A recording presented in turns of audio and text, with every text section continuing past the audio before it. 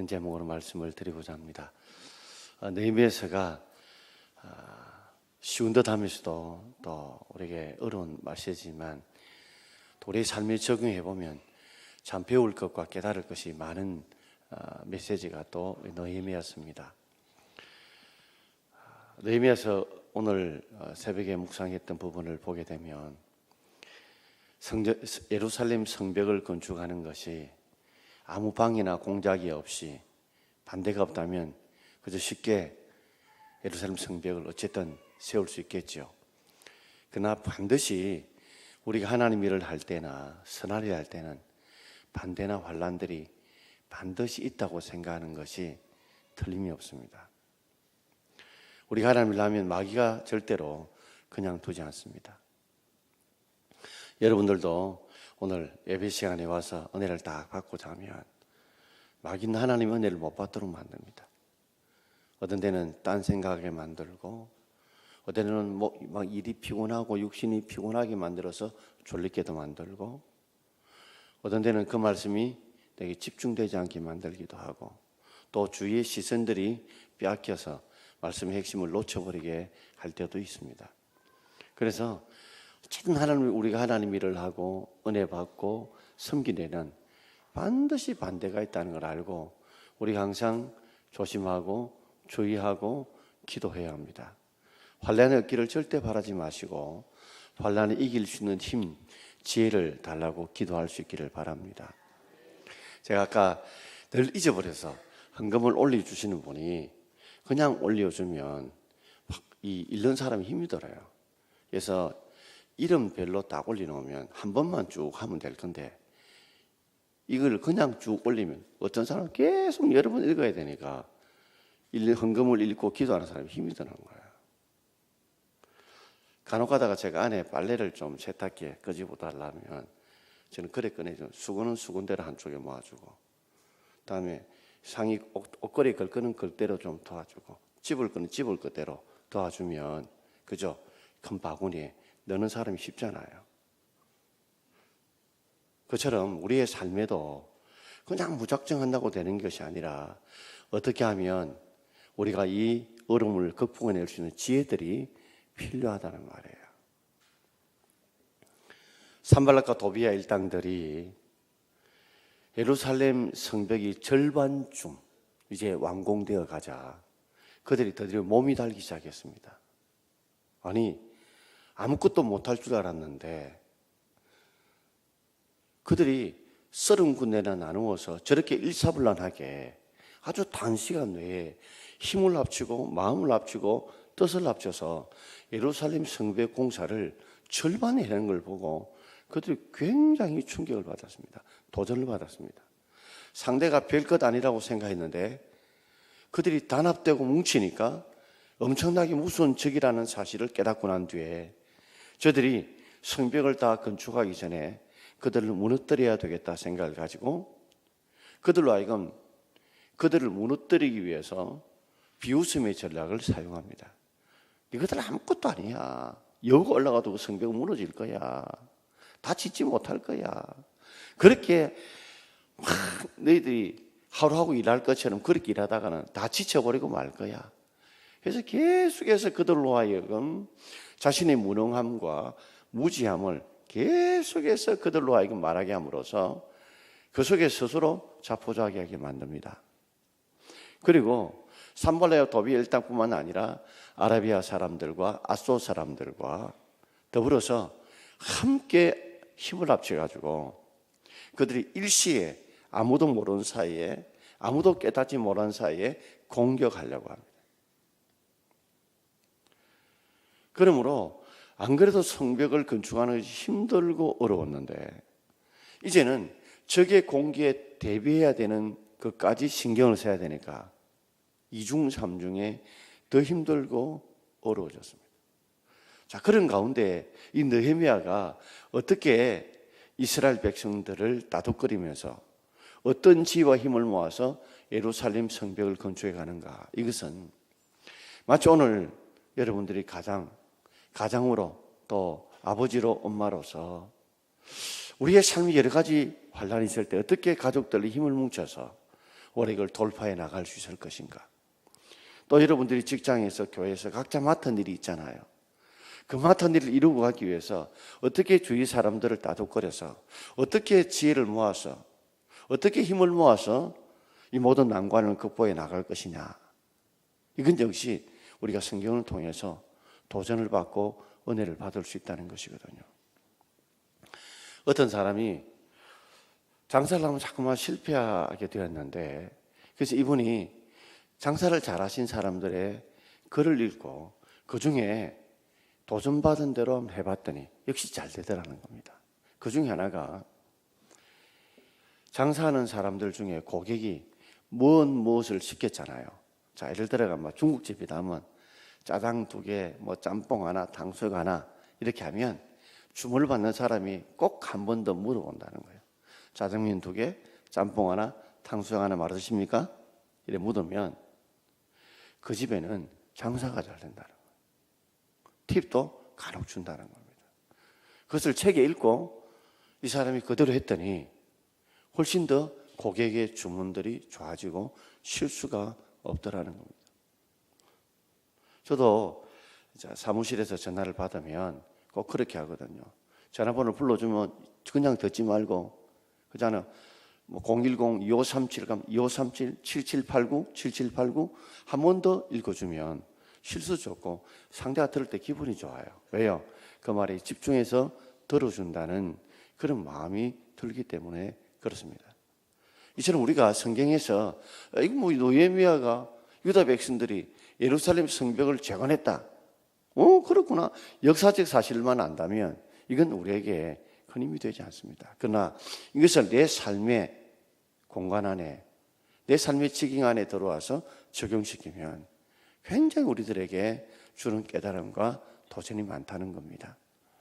지금 여러 가지 힘들고 어려운 상황 속에서 예루살렘 성벽을 재건해가는 이 느헤미야는 이 많은 백성들을 어떻게 따돌거리며 어떻게 이겨나가느냐. 오늘 본문에서는 2가지로 말씀해 주고 있습니다.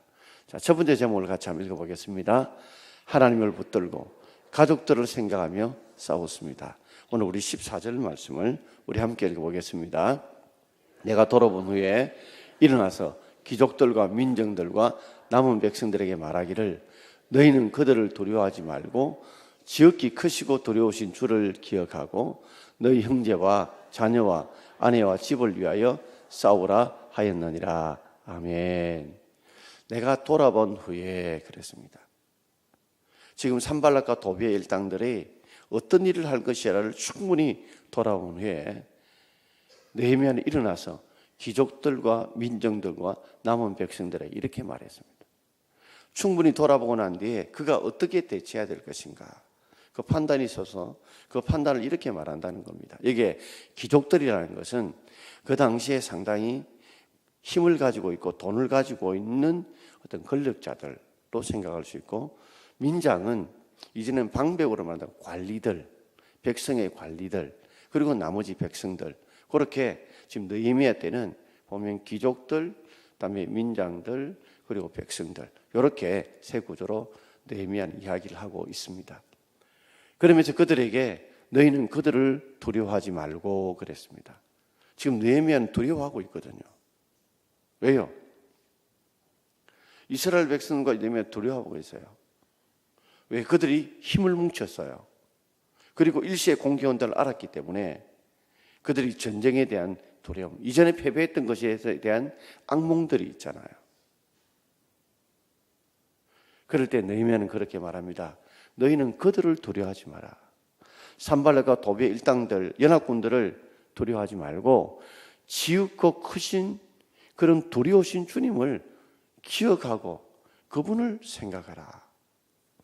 진짜 우리가 두려워할 분은 생사복을 움직이시고 이기고 짐을 주장하시는 분은 하나님인데 그들이 아니라는 거죠. 그들로 하여금 진짜 두려워할 분은 누구냐? 우리 하나님을 두려워해야 된다. 왜? 지극고 크시고 두려우신 그 주님이 우리로 하여금 바벨론 땅에 포로되어 잡혀가게 하시고 그분이 다시 돌이켰다는 거예요. 그러니까 우리가 바벨론에 힘이 없어서 우리가 바벨론의 포로로 잡혀간 것이 아니고 하나님 말씀을 제대로 지키지 못했기 때문에 순종하지 못하고 우상을 섬겼기 때문에 하나님의 징벌로 바벨론이라는 매를 통해서 하나님 바벨론에 보낸 것이지 우리가 힘이 없어서 약해서 바벨론의 포로로 잡혀간 것이 아니라는 겁니다. 그리고 우리가 다시 바벨론에 돌아온 것은 고레스의 칙령을 통해 왔지만 그것조차도 성경에 하나님께서 이미 고레스를 통해서 돌려보내겠다고 7년 돌려보내겠다고 70년 약속하신 하나님이 돌려보낸 것이지 고레스를 통해서 고레스를 사용해서 하나님이 이루신 것이지 고레스가 한 것이 아니라는 겁니다. 그 실제를 분명히 알게 되면 우리는 누구를 두려워야 될 것인가? 그 초점을 바꿔주고 있죠. 여러분, 우리도 그렇습니다. 우리가 살아가면서 어쩌면 눈에 보이는 것들을 얼마나 우리가 두려워하고 있는지 몰라요. 그러나 진짜 우리가 두려워야 될 것은 눈에 보이지는 하나님을 더 두려워해야 될 줄 믿습니다. 우리는 세상에 보이는 것들이 우리를 움직인다고 생각하지만 천만에요. 마귀들이 움직이고요. 그 위에는 하나님이 우리를 이끌고 다스려가는 줄 믿습니다. 그걸 분명히 알아라는 거죠. 그래서 느헤미야는 지금 이스라엘 백성들이, 유다 백성들이 예루살렘 성벽을 건축하면서 그들이 지금 발발 떠는 것은 왜 떠느냐? 눈에 보이는 산발락 도비의 일당들과 그게 동조하는 세력들을 보고 그들이 어느 순간에 어느 틈에 갑자기 공격해 와서 성벽을 공격하고 우리를 죽일 것이고 우리를 빼앗을 것이라는 이 두려움에 들 때 크고 두려우신 그 주님을 더 두려워하고 기억해라. 그럼 그분이 우리를 지키실 것이고 도우실 것이라는 거죠. 그래서 오늘 첫 번째 찬송 우리 나중에 다 하고 나면 아무것도 두려워 말라. 그래서 찬송을 부르고 싶은 것이거든요. 두 번째 화면에 계속 띄워주세요. 두 번째는 누구를 위해 싸워야 될 건가 이야기합니다. 너희들은 혼자가 아니지 않느냐. 아니요, 앞에 14절요. 너희는 누구를 두려워할 거냐. 그러므로 너희 아내와 가족들과 형제들 그들을 위해 싸우라는 거죠. 너희들이 혼자라고 생각하지 마라. 너희들 주위에 형제도 있고 그리고 부모도 있고 가족도 있지 않느냐. 너희들이 여기서 무너지면 너희 형제들, 너희 가족들도 다 무너진다. 그래서 여자는 약하지만 누구는 강하다? 엄마는 강하다. 왜요? 자식들을 생각하니까. 그러므로 두려워할 대상이 누구냐를 대상을 바꿔주면서 우리와 함께 하신 그 하나님께서 오히려 적들을 이기게 할 것이라 두려움을 없애주시고 또 느헤미야는 그들에게 동기를 부여합니다. 내 혼자만 생각하지 말고 너희 가족들을 생각해라. 형제를 생각해라 하면서 그들로 하여금 사명을 불어넣을 것입니다. 너희들이 여기서 무너지면 너희 가족도 형제도 다 무너진다. 그러므로 너희는 너 혼자가 아니라 너희 가족을 생각해야 된다. 우리가 아무리 좀 힘들고 어려도 여기 아버지 엄마들 어때요? 힘들어도 버티는 힘이 어디 있습니까? 자식들 때문에. 그죠? 내가 좀 힘들더라도 더 기도해야 될 이유는 우리 자녀들을 위해서. 내가 좀 힘들더라도 더 빼빠지게 애쓰려는 건 뭐예요? 우리 자녀들을 위해서, 우리 가정을 위해서 참고 견디지 않습니까? 여기에 어머님들 보면 한때 막 확 연애포가 막 이런 생각 안 가진 분 계십니까? 와 참았는겨? 뭐 때문에 참았는겨? 다 자식들 생각하고 가정을 생각하고 식구들 생각 견뎌내지 않습니까? 그러니까 그거를 그들에게 부여해 주는 거죠. 아, 이게 내가 무너지면 전체 무너지는구나. 우리도 이런 마음을 가질 수 있길 바랍니다. 여러분들이 기도하는 데서 무너지면 여러분 가정이 무너져요. 여러분들을 대표로라도 하나님께서 이 자리에 기도하게 하신 것은 여러분을 통해 여러분 가정을 지키려고 하는 것이고 여러분들이 은혜를 받아야 남편들이 바쁘고 자녀들이 바쁠 때 여러분들이 은혜를 받아야 또 그들에게 은혜를 주고 은혜를 끼칠 수 있어야 그들도 함께 살 수 있으니 내라도 은혜를 받는 자리에 서야 된다. 내가 하나님을 붙들어야 된다. 기도해야 된다. 그런 절박한 사명을 가질 수 있기를 바랍니다. 그냥 내 혼자가 아니라고 생각하셔야 돼요. 저도 여기서 제가 말씀이나 기도나 영성이 무너지면 제 하나 무너지는 게 아니에요. 교회가 무너져요. 그런 마음을 가지면 벌써 머리가 쭈삣쭈삣 쓰면서 긴장하게 되거든요. 아, 내가 혼자 서는 게 아니구나.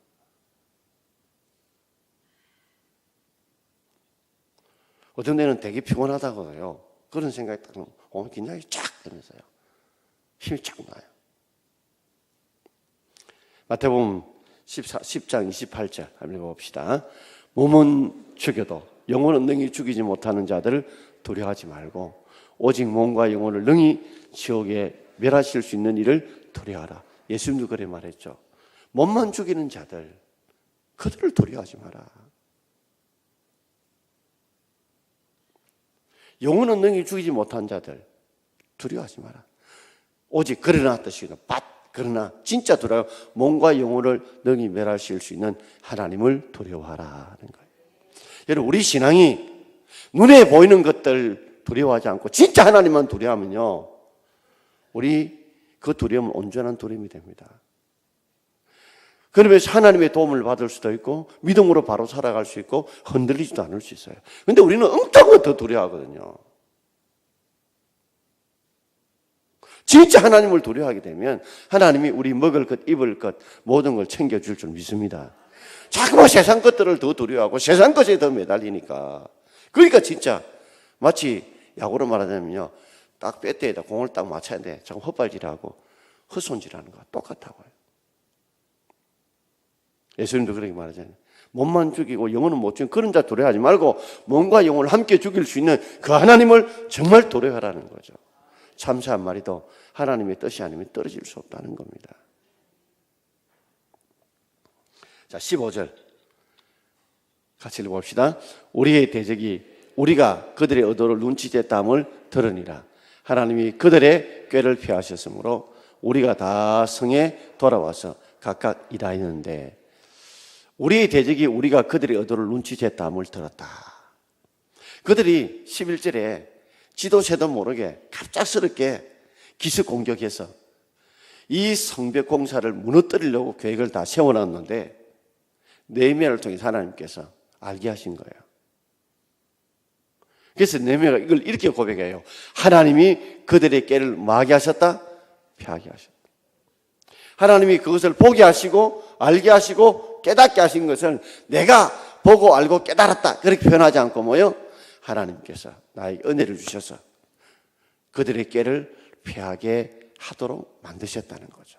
그게 뭐냐면 바로 이제 적들의 공격에 대비를 하게 되는 것.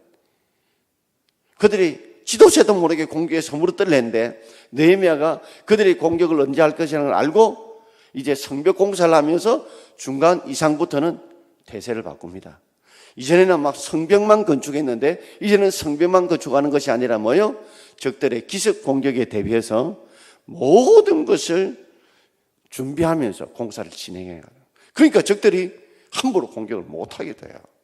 그래서 성벽을 점점 높이 세워가죠. 자, 두 번째입니다.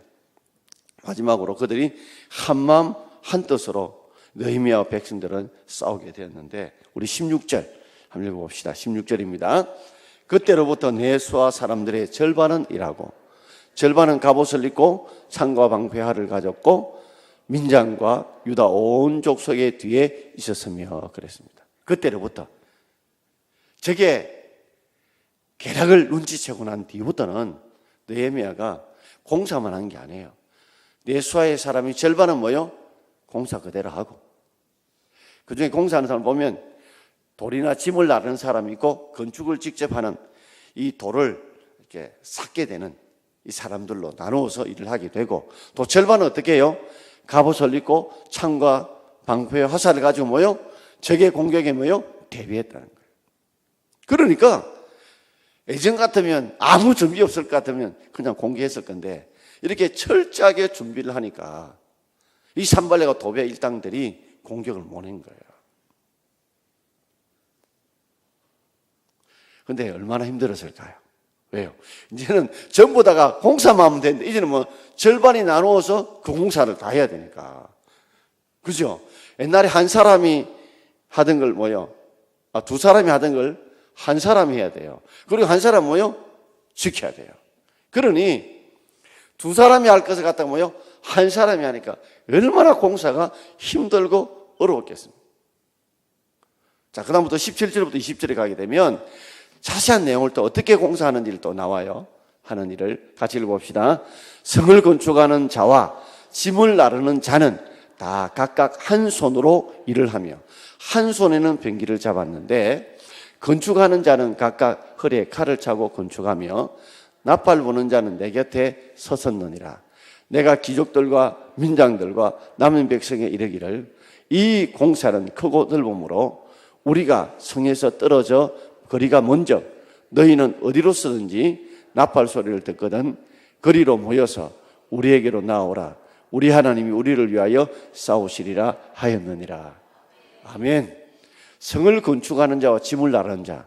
그러니까 성문을 건축하면 좀 다듬어서 날라주는 사람들이 계속 끼고, 지금 흙에 돌들이 파묻혀 있으면 흙을 파헤쳐가 돌들을 날라주는 사람들이 있고, 또 그 돌들을 쌓는 사람이 있죠. 그래서 건축하는 자와 짐을 나르는 자들이 각각 있는데, 이들도 이전 같으면 짐을 나르고 그리고 돌만 건축하면 되었어요. 근데 그들은 지금 어때요? 한 손으로는 뭐 하고요? 일을 하며 한 손에는 펭귄을 잡았다. 참 이것 가지고 옛날 사람들 한 손에는 성경, 한 손에는 뭐 이래가지고 사람들이 많이 인용했죠. 다 그런 게 성경에 나오는 말씀들이에요. 그러니까 한 손에는 뭐요? 뭘 잡고요? 일을 하고 한 손에는 펭귄을 잡았다. 그러니까 항상 유사시에 뭐요? 전쟁을 대비해요. 특히 이 펭귄은 보면 옆에 이제 이 창이라든지 한 손으로 든 창이라든지 혹은 그 적이 올 때 던질 수 있는 돌이라든지 그런 병기들을 가진 사람들이에요. 한 번 더 설명하겠죠. 건축하는 자는 또 뭐요? 각각 뭐요? 허리에 뭘 찼다? 칼을 찼다. 그러니까 이제 두 손 가지고 쌓는 사람들은요, 또 병기가 없으면 어떤 사람은 뭐요? 허리에다 뭘 찼다고요? 칼을 차고 지금 건축을 하고 있어요. 그러니까 이들이 뭐요? 유사시에 뭐요? 철저하게 대비를 해요. 그러니까 그 중에 절반들은 지금 대비를 하고 있죠. 이미 갑옷을 입고 다 해서 준비하는 사람도 있지만, 공사하는 사람들도 다 유사시에 전쟁에 대비해서 뭐요? 공사만 가지 아니고 칼도 차기도 하고 병기도 들고 전쟁 나오면 한꺼번에 왁 달려가서 전쟁할 준비를 하고 있다는 거예요. 이 전쟁 용어로 보면 전후방이 따로 없다는 거죠. 자, 그러면서 나팔을 부는 사람들이 느헤미야 곁에 있었어요. 그 떼어줘요. 네. 나팔 부는 사람이 곁에 있는데 그 왜 곁에 있느냐 하면 그 이유가 있어요. 자, 거기 공격이 만약에 산발라 도비엘 땅에 공격하러 오잖아요. 공격하러 딱 오면 어떻게 해요? 공격하러 딱 오면 느헤미야나 소식을 듣죠. 그럼 느헤미야가 뭐요?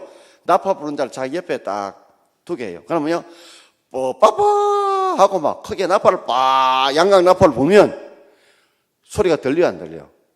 거리가 멀고, 그리고 우리가 성에서 떨어져 거리가 멀기 때문에 안 보이고 수가 있죠. 그죠? 둥거니까. 그럴 때 나팔 소리가 빠바바 하고 하게 울리면 그 소리를 듣고 사람들이 어디로 모인다요? 그걸로 모인다는 거예요. 그래서 무너지지 않도록 힘을 합쳐서 대항하여 공격할 수 있도록 나팔 소리를 딱 옆에 두었다는 거예요. 그러니까 느헤미야가요, 굉장히 대비를 철저한 거예요. 여러분, 우리도 무대포적으로 닥치면 한다가 아니라 어떤 일을 하면서 우리가 철저히 어떻게 할 것인가 지도자들은 계획하고 준비할 수 있어야 합니다, 여러분. 이 시대가 어떻게 흘러가고 어떤 방향으로 흘러가기 때문에 어떻게 해야 될 거는 철저히 준비하면 해야 되지, 그런 기도 없이 준비 없이 하나님 은혜와 도움 없이 시작하면요 너무 조잡아져요. 그 부른 줄 아세요? 20절과 22절 21절과 22절 같이 읽읍시다. 우리가 이같이 공사하는데 무리의 절반은 동틀 때부터 별이 나기까지 창을 잡았으며, 그때 내가 또 백성에게 말하기를 사람마다 그 종자와 함께 예루살렘 안에서 잘지니 밤에는 우리를 위하여 파수하겠고 낮에는 일하리라 하고 그랬습니다. 우리가 이같이 공사하는데 우리 절반은 동틀 때부터 그리고 별이 나기까지 창을 잡았다. 좀 더 자세히 자꾸만 풀어 설명하고 있습니다. 절반은 뭐예요? 일하고 절반은 방백을 지킨다. 그리고요, 공사하는 절반도 그냥 공사 안 하고 뭐요? 전쟁 대비한다. 이야기를 좀 더 자세하게 설명하고 있죠. 여기 21절과 22절은 때릴 이야기. 언제까지 그러면 그들이 일을 했느냐? 무리의 절반은 해가 뜰 때부터 해가 질 때까지를 안 하고 뭐요? 별이 나기까지. 그러니까 해가 지더라도 뭐가 있을 때까지요? 조그만한 볼 수만 있다면 그 시간까지 뭐요? 그들은 짐을 나르고 그리고 돌을 가지고 건축을 했다는 거예요. 그만큼 열심히 최선을 다해서 했다는 거죠. 그리고 그때 내가 또 백성에게 말하기를, 자, 이 백성은 무슨 백성이냐면 성 밖에 있는 백성들이었어요.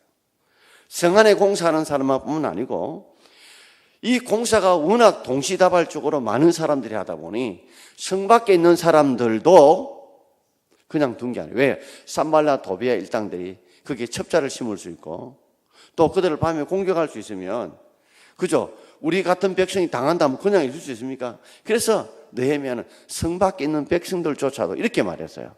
내가 또 백성에게 말하기를 사람마다 그 종자와 함께 예루살렘 안에 자라. 밖에서 자지 말고 어디서요? 예루살렘 밖에 살던 사람은 다 예루살렘 안으로 다 들어와가 자라는 거예요. 왜요? 밖에 있다 보면, 자, 한번 생각해 보시죠. 안에서 일하는 사람들 중에 안에서 천막을 치놓고 잡니다. 그런데 그 중에 집이 밖에 있다는 사람은 어떻게 해요? 출퇴근하듯이 하다 보면 공사가 어떤 데 피곤해서 안 올 수도 있어요. 그죠? 가다가 무슨 산발라 도비 열당이 적군에 죽임을 당할 수도 있어요. 그래서 느헤미야는 강력하게 성 밖에 있는 사람도 다 안에 다 들어오게 만듭니다. 그리고 종자들과 함께 예루살렘 안에 자라. 그리고 그들로 하여금도 밤에 우리를 위하여 파수하겠고 낮에는 일하리라. 너희들도 그냥 있지 말고 밤에 파수하고 낮에는 일하고 우리와 똑같이 해라 이 말이에요. 이게 종자가 나오죠. 이 종자가 누구냐면 당시에 이 노예들입니다. 아니, 바벨론에서 포로로 왔던 그들에게 종자가 있었단 말이냐, 이렇게 생각할 수 있죠. 스룹바벨은 1차 귀환자입니다. 1차 귀환할 때에 그때 BC 538년대에 귀환할 때 그때 스룹바벨과 함께 종자들로 왔어요. 그 에스라에 기록되어 있습니다. 에스라 2장 64절과 65절 읽어봅시다. 온 회 중에 합계가 42,360명이요. 그 외에 남종과 여종이 7,337명이요. 노래하는 남녀가 200명이요. 그러니까 일자 포로 귀환할 때 약 5만 명이 4만 2천 명쯤 왔어요. 우리는 4만 2천 명 왔다 그것만 생각하죠. 아닙니다. 그 다음에 뭐예요? 그 위에 누구도 따라왔어요? 남종과 여종도 따라왔는데 몇 명요? 7,337명 따라왔어요. 그러니 우리로만 딱 쉽게 말하자면요. 67이 뭐요? 42. 67이 뭐요? 67이 42. 그러니까 이스라엘 백성, 유다 백성 7명 중에 한 명은 뭐라고요? 종이란 말이에요. 이 종들도 함께 살았단 말이에요. 그러고 보면 바벨론에서 그들이 돌아올 때 아무것도 안 가져온 게 아니에요. 상당히 그 중에 있는 사람들에는 힘도 있고 권력도 있고 돈도 있는 사람도 있었단 말이에요. 나중에 우리가 주일날 묵상할 건데 묵상해 보면 이 유다의 귀족들과 이 민장들이 돈놀이합니다. 그러고 보면 그들 올 때 우리 같이 아무것도 못 들을 게 아니에요. 그러니까 상당히 유다 백성들이 똑똑했기 때문에 바벨론에서 상당히 지혜를 가지고 있었고 또 그동안에 살아왔을 때 집도 팔고 뭐도 팔고 했겠죠. 그러면서 남종과 여종도 데려왔어요. 그래서 유다 백성만 온 것이 뭐예요? 4만 2천 명가량 아니고 종들이 7천 명 가까이 따라왔단 말이에요. 그 종자들도 함께 일하게 됐단 말이에요. 이해가 되시나요? 자, 그러면서 23절 함께 읽어봅시다. 23절입니다. 나나 내 형제들이나 종자들이나 나를 따라 파수하는 사람들이나 우리가 다 우리의 옷을 벗지 아니하였으며 물을 길을 갈 때도 각각 빈 길을 잡았느니라. 아멘. 특별히 느헤미야는 그의 형제들에게 당부를 했습니다. 나나 내 형제들이나 내 종자들이나 나를 따라 파수하는 사람들에게 당부를 했죠. 우리나라도 인적 비리나 측근들 때문에 그죠? 망하잖아요. 관리를 잘 못하듯이. 느헤미야는요, 나나 내 형제들, 하나님 같은 형제들, 그리고 종자들, 노예들, 나를 따라 파수하는 사람들에게 당부를 했어요. 우리는 우리의 옷을 벗지 마라. 이게 무슨 말이에요? 우리는 우리 옷을 벗지 마라. 이것은 뭐예요? 공사활동 안에 옷 갈아입지 말라는 거예요. 물어봅시다. 50일 만에 이 엄청난 성벽이 완공되었어요. 50일 동안 모욕을 했을까요? 안 했을까요? 했을까요? 안 했을까요? 어떻게 알아요? 그렇죠. 옷을 안 벗었다는 거죠. 여러분 50일 동안에 땀 흘리고 찌린다고 그러는데 그동안 뭐요? 느헤미야도 옷 안 벗고요. 모욕 안 했단 말이에요. 그만큼 이게 뭐요? 본을 보이면서 정말 최선을 다해서 일을 했기 때문에 그들은 50일 만에 단기간에 그들은 예루살렘 성벽을 세울 수 있었습니다. 이렇게 하나로 뭉쳐진 마음과 뜻을 했기 때문에 적들의 공격으로부터 예루살렘 성벽이 온전히 세워진 거예요. 이승만 대통령이 뭉치면 살고 흩어지면 죽는다는데 이승만 대통령이 한 말이 아니고 1976년도에 벤자민 프랭클린이 미국 독립선언문에 그 말을 적었어요. 뭉치면 뭐요? 살고 흩어지면 죽는다. 그래서 이승만 대통령이 한국에 와가지고 이 말을 했죠. 한자로는 뭐라고 하냐? 단생, 분사라고 불러요. 뭉치면 살고 흩어지면 죽는다는 말이에요. 이야기하고 마치고자 합니다. 이솝와의 사자가요, 양손 네 마리를 좀 잡아먹고 싶은데 요들이 늘 몰려다니는 거야. 그러니까 하나를 딱 해코지해서 잡아먹으려면 확 힘을 합쳐다 보니까 도저히 잡아먹을 수가 없어요. 그래가지고 이 사자가 깨를 냈어요. 마침 그 네 마리 중에 한 마리가 옆에서 풀을 뜯고 있는데 그 항소기에 대고 이 사자가 이런 말을 한 거예요. 이 우화입니다. 우화. 우화가 웃으면서도 의미 있는 내용을 주는 게 우화라죠. 그러면서 하는 말이 옆에 있는 항소 세 마리가 네 흉보더라 니 아나? 니 모지래고 얼빵하고 안 끼워주는 억지로 끼워줬다더라. 이렇게 불안이 난 거예요. 그리고 또 옆에가 또 하나 고말하고 이게 넷이 한꺼번에 똘똘이 모였던 것 같다가 딱 4분 오일 시켜보네요. 그래서 사자가 4번이나 맛있게 식사를 했다는 이야기가 나옵니다. 우리가 뭉치면 뭐요? 살고 흩어지면 죽습니다. 저는 여러분 가정에도 아무리 힘들더라도 우리가 뭉치기만 하면 이길 수 있습니다. 흩어지면 져요. 그리고 느헤미야를 통해서 우리가 철저하게 하나님 앞에 기도할 때 하나님이 어떤 지혜를 주시는 것들을 보면서 여러분도 그런 각자의 준 지혜를 통해서 이겨나갈 수 있는 저와 여러분 되기를 주의 이름으로 축원드립니다. 우리 찬송 부릅시다. 아무것도 두려워 말라. 정말 우리가 두려워할 것은 하나님을 두려워하는 능력을 두려워할 수 있는 저와 여러분 되기를 바랍니다. 아무것도 두려워 말라. 주 나의 하나님이 지켜주시니 놀라지 마라, 겁내지 마라. 주님 나를 지켜주시네.